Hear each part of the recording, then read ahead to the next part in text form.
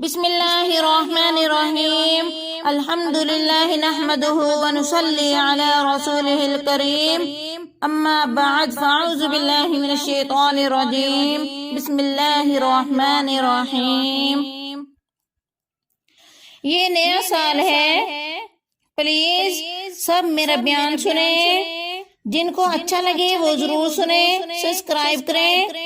Like کریں، share کریں۔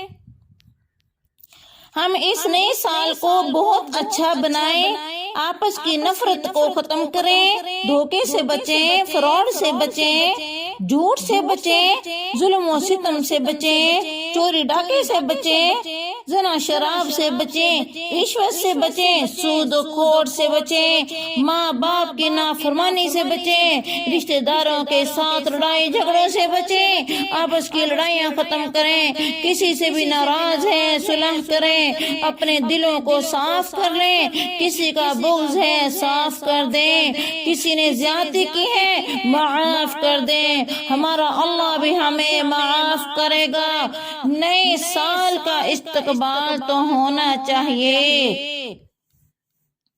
شکر کے ساتھ، لیکن مغرب کے آندھیوں نے ہمارا بہت سے چراغ بجھا دیے، اور ہم بھی اس دن کو ایسے مناتے ہیں جیسے وہ لوگ مناتے ہیں جن کے سامنے نہ جنت ہے، نہ جہنم ہے، نہ آخرت ہے۔ وہ تو بیچارے معذور ہیں، لوگ ہیں،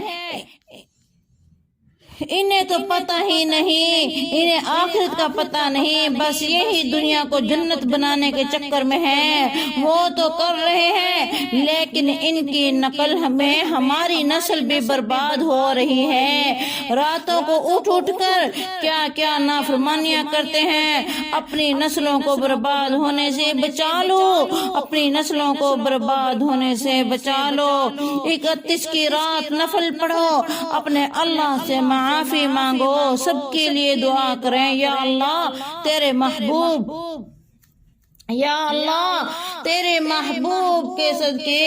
امت کے جتنے نوجوان بڑے چھوٹے بوڑھے نافرمانیاں کر رہے ہیں سب کو معاف فرما، یا اللہ مجھے معاف فرما۔ تو ہماری زندگی میں ایسے